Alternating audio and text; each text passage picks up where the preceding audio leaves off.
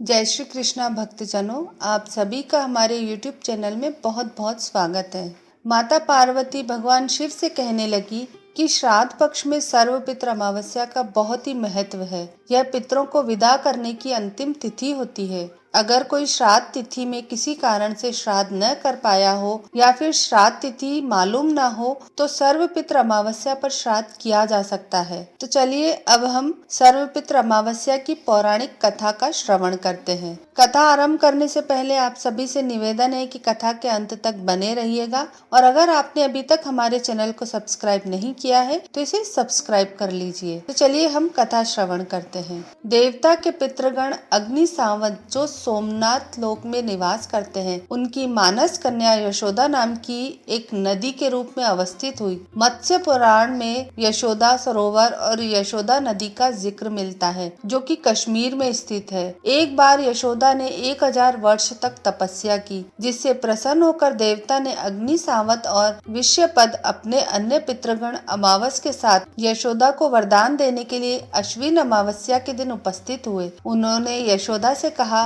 हे पुत्री, हम सभी तुम्हारी तपस्या से अति प्रसन्न हैं, इसलिए जो चाहे वर मांग लो। लेकिन यशोदा ने अपने पितरों की तरफ ध्यान नहीं दिया और वहां अति तेजस्वी पितृ अमावस को अपलक निहारती रही। पितरों के 2 बार कहने पर भी उसने कहा, हे भगवान, क्या आप मुझे सचमुच वरदान देना चाहते हो? इस पर तेजस्वी पितृ अमावस्या ने कहा, हे यशोदा, वरदान पर तुम्हारा अधिकार सिद्ध है, इसलिए निसंकोच कहो। यशोदा ने कहा, भगवान, यदि आप मुझे वरदान देना चाहते हो तो तत्क्षण आपके साथ रमण कर आनंद लेना चाहती हूँ। यशोदा के इस तरह कहने पर सभी पितृ क्रोधित हुए। उन्होंने यशोदा को शाप दिया कि वह पितृलोक से पतित होकर पृथ्वी लोक पर जाएगी। पितरों के इस तरह श्राप दिए जाने पर यशोदा पितरों के पैरों पर गिर कर रोने लगी। इस पर पितरों को दया आ गई और उन्होंने कहा कि यशोदा, तुम पतित योनि में शाप मिलने के कारण मत्स्य कन्या के रूप में जन्म लोगी। पितरों ने आगे कहा, भगवान ब्रह्मा के वंशज महर्षि पाराशर तुम्हें पति के रूप में प्राप्त होंगे। तुम्हारे गर्भ से भगवान व्यास जन्म लेंगे। अन्य दिव्य वंश में जन्म लेते हुए तुम पाप मुक्त होकर पुनः पितृलोक में वापस आ जाओगी। पितरों के इस तरह कहे जाने पर यशोदा शांत हुई। अमावस के ब्रह्मचर्य और शौर्य की सभी पितरों ने सराहना की, वरदान दिया। यह अमावस्या की तिथि अमावस के नाम से भी जानी जाएगी। जो प्राणी किसी भी दिन श्राद्ध न कर पाए वह केवल सर्वपित्र अमावस्या के दिन श्राद्ध तर्पण करने से सभी बीते 16 दिनों का पुण्य प्राप्त करते हुए अपने पितरों को तृप्त कर सकते हैं। तभी से प्रत्येक माह की अमावस्या तिथि को सर्वाधिक महत्व दिया जाता है और यह तिथि सर्वपित्र श्राद्ध के रूप में मनाई जाती है। इसी पाप के प्रायश्चित हेतु कालांतर में यही यशोदा महर्षि पाराशर की पत्नी व्याधवस की माता सत्यवती बनी थी। तत्पश्चात समुद्र के अभिशुद्ध शांतनु की पत्नी हुई। 2 पुत्र चित्रांग तथा विचित्र वीर्य को जन्म दिया। इन्हीं के नाम से कलयुग में अष्टदास मनाया जाता है। माता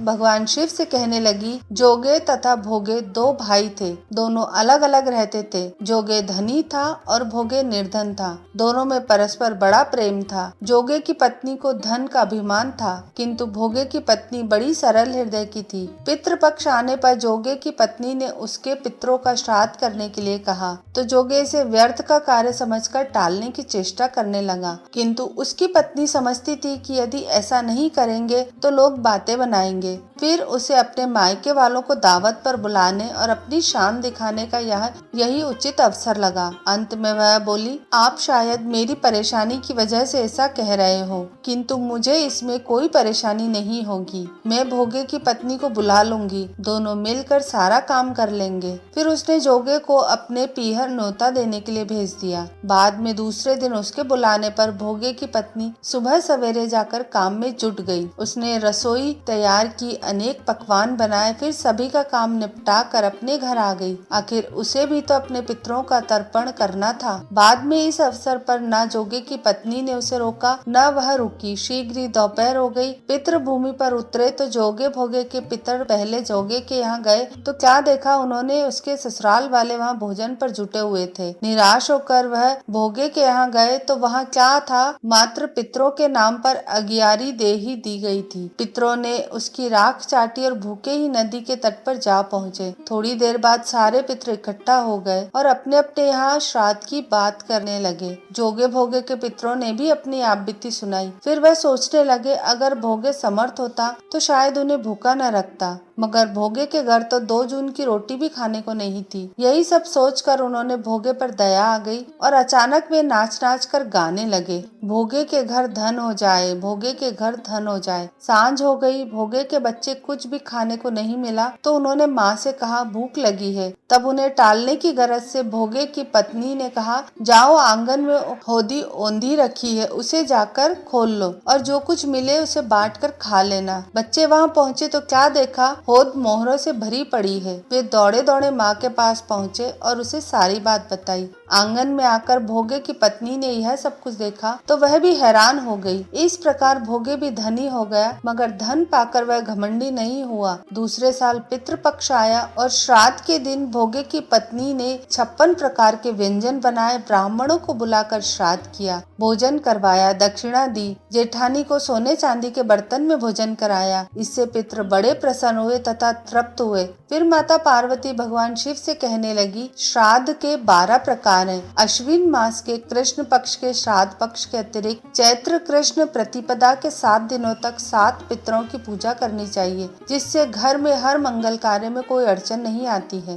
भविष्य पुराण में मुनि विश्वामित्र का हवाला देकर 12 प्रकार के श्राद्ध का वर्णन किया गया है। विष्णु पुराण और गरुड़ पुराण में भी श्राद्ध संबंधी संदर्भ है। ऐसी मान्यता है कि पितरों के निमित्त जो यज्ञ किया जाता है, जो पिंड पितृ यज्ञ तथा श्राद्ध कहलाते हैं। 12 प्रकार के विशेष श्राद्ध होते हैं। पहला नित्य श्राद्ध जो प्रतिदिन किया जाता है, प्रतिदिन क्रिया को नित्य कहते हैं। दूसरा नैमित्तिक श्राद्ध जो एक पितृ के उद्देश्य से किया जाता है, उसे नैमित्तिक श्राद्ध कहते हैं। तीसरा श्राद्ध है जो कि काम्य श्राद्ध कहलाता है, कि जैसे किसी कामना के सिद्धि के लिए, प्राप्ति के लिए किया जाता है। चौथा श्राद्ध है पारण विद्युत अनुरूप किया जाता है। 5वीं तरह का श्राद्ध वृद्धि श्राद्ध कहलाता है, जिसमें वृद्धि की कामना रहती है, जैसे संतान प्राप्ति या परिवार में विवाह। यदि छठा श्राद्ध है तो सपिंड कहलाता है। इससे प्रेतत्व पितरों के मिलन की इच्छा रहती है। ऐसी भी भावना रहती है कि प्रेत पितर की आत्माओं के साथ संयोग का रुख रहे। 7वें और 12वें प्रकार के श्राद्ध की प्रक्रिया सामान्य श्राद्ध जैसी होती है, इसलिए उनको अलग से नामकरण गोष्ठी प्रेत श्राद्ध कर्म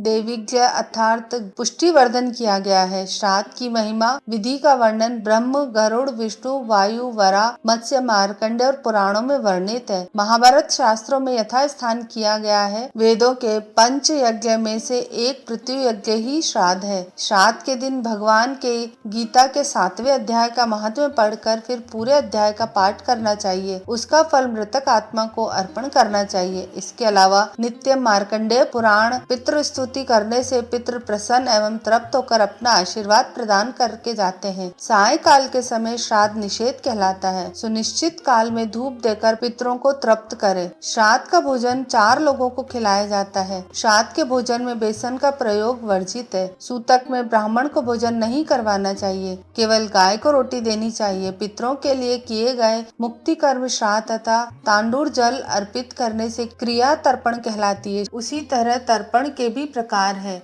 देव तर्पण, ऋषि तर्पण, दिव्य तर्पण, दिव्य पितृ तर्पण, यम तर्पण। जो लोग भोजन करने आते हैं उन्हें दक्षिणा देकर विदा करे या उनको दान दे। अन्न, घी, गुड़, नमक, भोजन वाली वस्तु इच्छा अनुसार मात्रा में दान देनी चाहिए। फिर माता पार्वती भगवान शिव से कहती है जो भी इस प्रकार विधि विधान से पितरों को तृप्त करते हैं, भोजन खिलाते हैं, उसे संतान सुख और धन लक्ष्मी की प्राप्ति होती है। तो भक्तजनों, ये था हमारा आज का सर्व पितृ अमावस्या का वीडियो। आपको हमारी ये कथा, ये वीडियो कैसा लगा नीचे कमेंट करके जरूर बताइएगा। वीडियो अच्छा लगे तो इसे लाइक करिएगा, इसे अपने परिवार और मित्रों के साथ भी शेयर करिएगा और हमारे चैनल को सब्सक्राइब जरूर करिएगा। धन्यवाद।